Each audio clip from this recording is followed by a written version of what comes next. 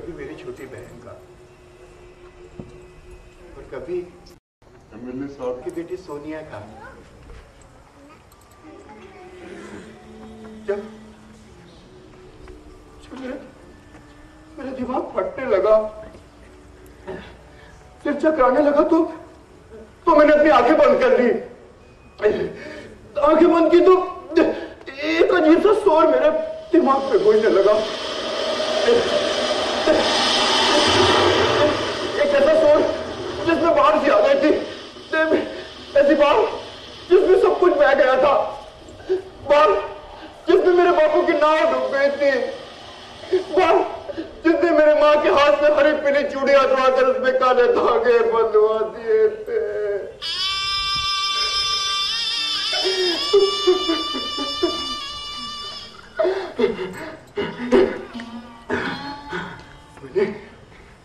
मैंने घबरा के अपनी आंखें खोल ली।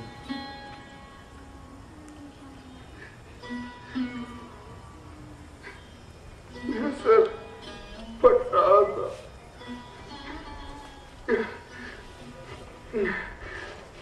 4 बजे के आसपास मैं दफ्तर से निकल गया और अपने घर की ओर चल दिया।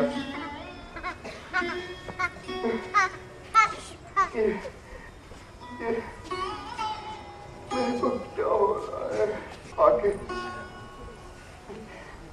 आके अपने बिस्तर पे लेट गया। 12 साढ़े 12 बजे तक छत को देखता रहा। फिर 1 बजे के आसपास मोरे आया और कहने लगा,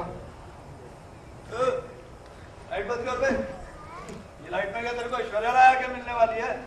नहीं मोरे, वो बात नहीं है। आजकल मुझे अंधेरे से डर लगता है। अगर इतना ही डर लगता है ना तो अपनी अम्मा को बुला लेगा उसे। लाइट बंद कर रहा हूं मैं। कहते ही मोरे ने लाइट बंद कर दी। लाइट बंद होते ही कमरे में अंधेरा होते ही मुझे डर लगने लगा। मुझे ऐसे लगने लगा जैसे बिस्तर में मेरे साथ कोई लेटा है।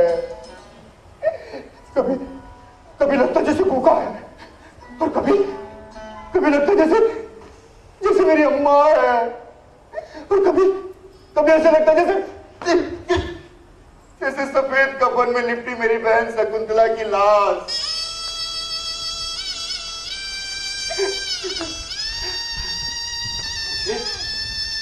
मुझे कुछ आवाजें सुनाई देने लगी।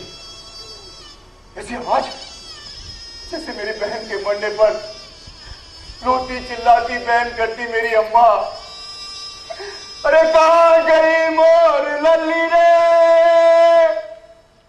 अम्मा को छोड़ कहाँ गई रे, मोर लल्ली मोर बिटिया रे, अम्मा के पास वापस आजा मोर बच्ची रे, मोर गुड़िया मोर बिटिया रे।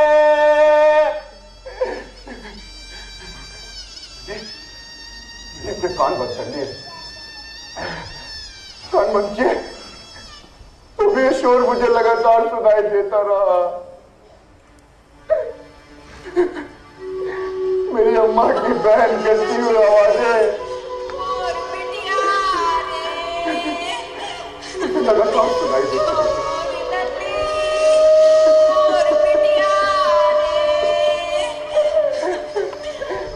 मुझे क्या पानी टपक रहा है,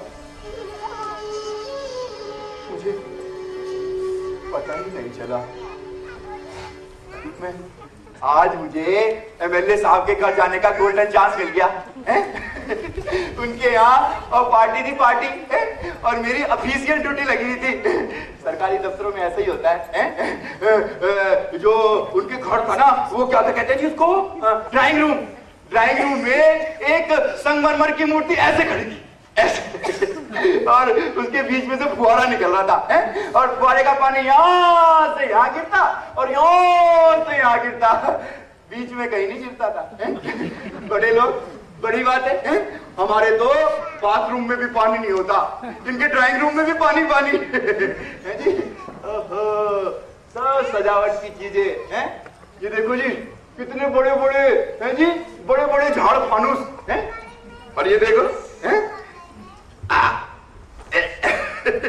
रेशमदार स्प्रिंगदार सोफे हैं। जी चाह जो अंदर के घर के रूम में जाने वाले जो दरवाजा है ना, वो थोड़ी देर के लिए और खुल जाए तो मैं बाकी के कमरे में देख लूं, हैं? तो वो दरवाजा ज्यादा देर तक खुल नहीं पाता था। जैसे होंगे अंदर के बाकी कमरे हैं, और खास तौर पर उसका कमरा है जी। किसका कमरा जी? सोनिया का।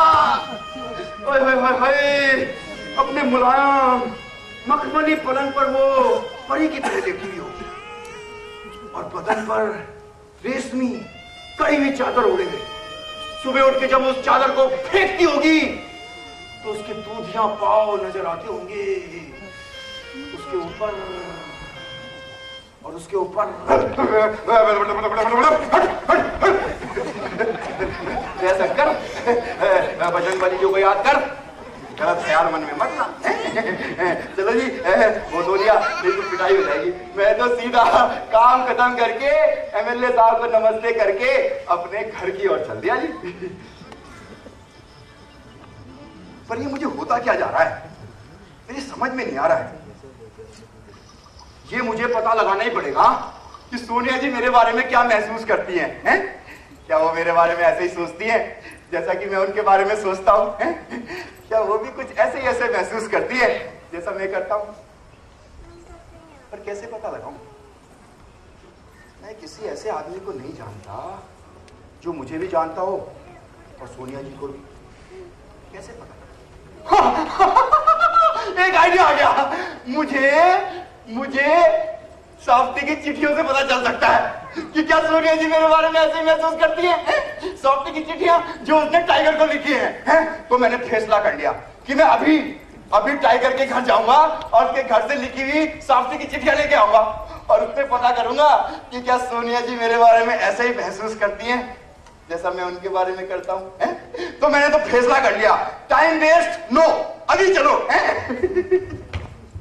और मैं वहां पहुंच गया जी सीवी बिल्डिंग में, और उसके 5वें माले पे जाकर मैंने बेल बजाई। टिंग टोंग, टिंग टोंग।